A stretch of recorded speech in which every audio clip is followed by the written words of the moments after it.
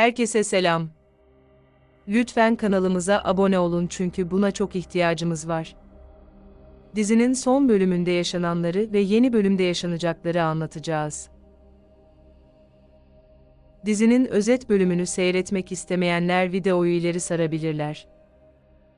Dizinin son bölümünde Hira kızıyla birlikte köşkten ayrılmaya karar vermişti. Bölüm köşkün bahçesinde Orkun ve Hira'nın konuşması esnasında başlıyor. Orhun Hira'ya bu köşkten ayrılmanıza izin vermem dedi. Hira Orkun'a bu benim kararım çünkü kızımla birlikte gitmemiz gerekiyor dedi. Orhan Hira'ya dışarısı çok tehlikeli, Taşkın'ın adamları nereye giderseniz gidin sizi bulacaktır dedi. Orhan Hira'ya gitmekteki kararın neden seninle alakalı dedi. Hira bir müddet şaşkın bir şekilde Orkun'a baktıktan sonra burada olmak her geçen gün daha da zorlaşıyor dedi. Hira içinden konuşarak burada her an Orhun'un gözlerine bakmak, biz onu kalbinde hissetmek çok zor dedi.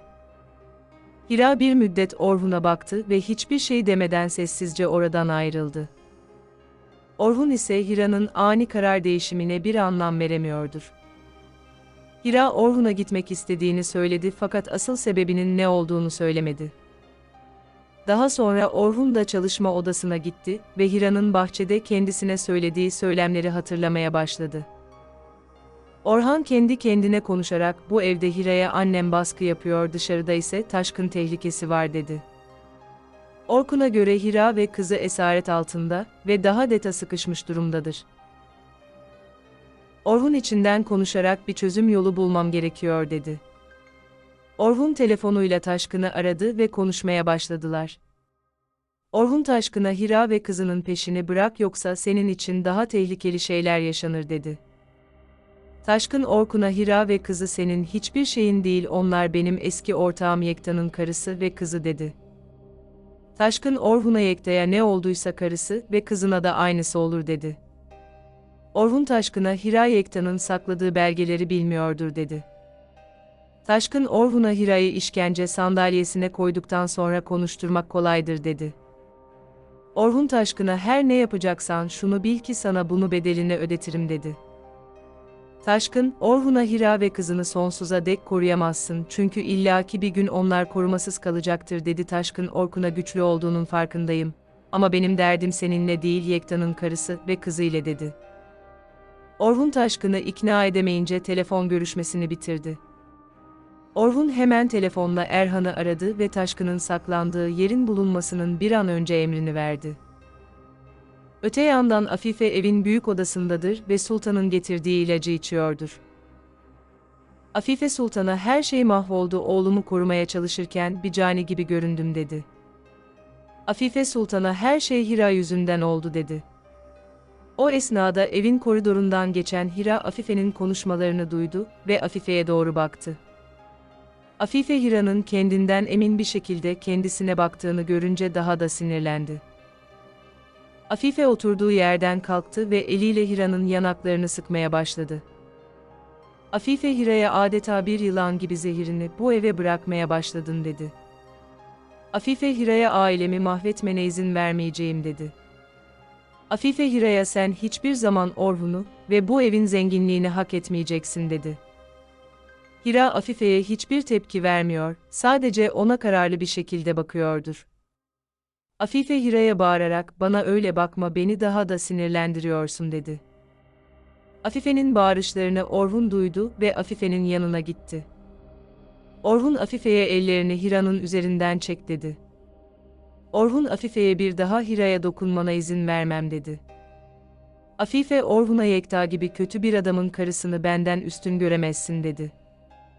Orhun'un baskısı ve bağırışı sonrası Afife Sultan ile birlikte odasına gitmek zorunda kaldı. Orhun Hira'ya her şey düzelecek dedi.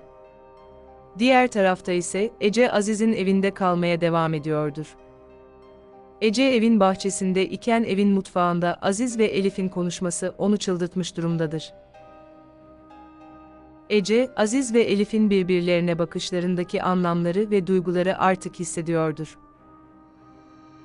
Ece öfkesinden bahçede çıldırmaya devam ederken yanına Suzan geldi ve onu sakinleştirmeye çalıştı. Ece Suzan'a ben şimdi mutfaktaki 2 kişiyi dövmeye gideceğim dedi. Suzan Ece'ye Azize karışma olaylar daha da büyür sen hırsını Elif'ten çıkart dedi. Yine her zamanki gibi her olayın sorumlusu Elif olacaktır. Suzan Azize evde ilaç bitmiş alman gerekiyor dedi. Bu aslında Suzan'ın planının bir parçasıydı. Elif mutfakta yaşlı adam için yemek hazırlarken mutfağa Ece ve Suzan giriş yaptı. Ece tencere içerisinde pişen sıcak suyu eliyle itekledi ve Elif'in ellerine sıcak su döküldü. Ece Elif'e Aziz'den uzak dur sakın ona duygusal anlamda yakınlaşma dedi. Elif sürekli Aziz ile arasında duygusal bir bağın olduğunu iddia edenlerden dolayı bunalmış durumdadır. Neyse ki yaşlı adam Elif'in ellerinin yandığını gördü ve telefonla Aziz'e haber verdi. Ece, Elif'le alay ederken ve ona işkence ederken Aziz eve geldi. Neyse ki Aziz, Suzan ve Ece'nin Elif'e daha fazla işkence etmesine müsaade etmedi. Aziz Elif'i odasına götürdü sıcak sudan dolayı Elif'in yanan ellerine krem sürdü.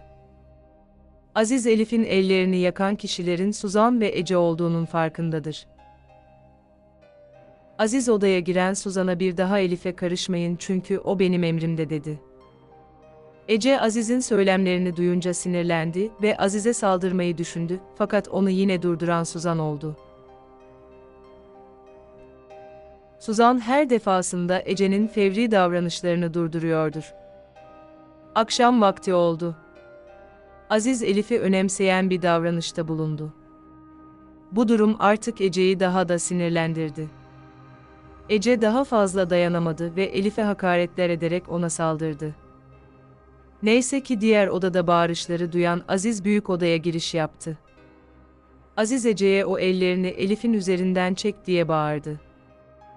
Diğer tarafta ise Afife, Sultan ile odasındayken odaya Orhun giriş yaptı. Orhun Afife'ye eşyalarınızı hazırlayın eski köşke gideceksiniz dedi. Orhun Afife'nin bir açıklama yapmasına izin vermeden odadan çıktı. Afife öfkesinden dolayı sadık hizmetçisi Sultan'ı odadan kovdu. Hira ise Orhan'ın çalışma odasında Behiye ile oturuyordur. Behiye Hira'ya üzülmemesi için ona umut verici cümleler kullanıyordur. O esnada odaya Orhun girdi ve daha sonra Behiye odadan çıktı. Orhun Hira'ya bir daha asla Afife sana zarar veremeyecek çünkü Afife bu köşkten gidecek dedi. Orhan Hira'ya annem bu köşkten gidene kadar hizmetçilik yapmayı bırak dedi. Hira Orhun'a olamaz ama o senin annen dedi. Orhun Hira'ya o kadının benim annem olması önemli değil, o kadın sizin canınıza kastetti dedi. Hira Orhun'a annenin bu köşkten gitmesi doğru değil dedi. Orhan'ı Hira'ya annem hırslarından ve kininden dolayı kontrolden çıkmış gibi dedi. Orhun Hira'ya ilk kaçırılmanızdaki olayın sorumlusu bile annem olabilir dedi. Hira Orhun'a biliyorum dedi ve Orhun Hira'ya neden bana daha önce bunu söylemedin dedi. Hira Orhun'a kaçırıldığımız gün Sultan Sahra'ya ilaçlı süt getirmişti ve Sahra bayılmıştı dedi. Hira o günkü kaçırılma vakasının detaylarını Orkun'a anlattı. Orhun Hira'ya düşman hem içeride hem de dışarıda dedi. Orhun Afife'ye yaptıklarının bedelini ödetmek için Afife'nin odasına gitmeye kalkıştı. Ama Hira Orhun'u durdurdu. Hira Orhun'a sana daha önceki bildiğim sırrı anlattığım için beni pişman etme dedi. Orhun Hira'ya demek ki bu sebeplerden dolayı sen bu evden ayrılmak istiyormuşsun dedi. Hira içinden konuşarak hayır bu evden asıl gitme sebebimin ne olduğunu sana söyleyemem dedi. Hira Orhan'a bu evden gitmemizin en doğru karar olduğu kesin dedi ve Orhun'un yanından ayrıldı. Dakikalar ilerledi Orhun çalışma odasında iken odaya Erhan giriş yaptı ve yaşanan gelişmeleri anlatmaya başladı. Erhan Orhan'a eski köşk Afife için hazır hale getirildi dedi. Erhan Orhun'a Taşkın'ın sakladığı yeri bulmak için yeni adamlar görevlendirdim dedi. Orhun Erhan'a annem diğer köşkte Hira ve kızına zarar vermeye devam edebilir dedi. Orhun Erhan'a Taşkın'da Hira ve kızına zarar vermekten vazgeçmeyecek gibi dedi. Erhan Orhun'a siz zaten elinizden geleni yapıyorsunuz dedi. Orhun Erhan'a yaptıklarım yeterli değil dedi. Orhun Erhan'a Taşkın savunmasız bir kadın ve kızına zarar vermeye kalkışıyor dedi. Orhan Erhan'a ama Taşkın, Orhun Demirhanlı'nın karısına zarar vermeye cesaret edemez dedi. Bu Orhun'un Hira ile evlenme planıdır. Orhan'ın planına göre Hira karısı olursa Taşkın ve Afife'den korunmuş olacaktır. Akşam vakti oldu. Hira odasındadır ve kızı ile sohbet ediyorlardır. Sahra Hira'ya ben okula gidecek miyim ve okula nasıl gidiliyor dedi. Hira Sahra'ya elbette okula gideceksin, okula gitmeden önce çantan hazırlanacak, saçların taranacak dedi. Hira Sahra'ya ama sen başka bir şehirde okula gideceksin dedi. Sahra Hira'ya ama biz başka bir yerde olursak Orhun amca bizi koruyamaz dedi. Sahra Hira'ya ben başka bir yere gitmek istemiyorum dedi. Hira Sahra'ya şimdi bunları düşünme, sen uyu dedi. Sahra'nın her fırsatta Hira'ya esaret altında olduğunu hissettirmesi Hira'yı düşündürüyor ve üzüyordur. Sahra uyuduktan sonra Hira evin bahçesine çıktı ve derin düşüncelere daldı.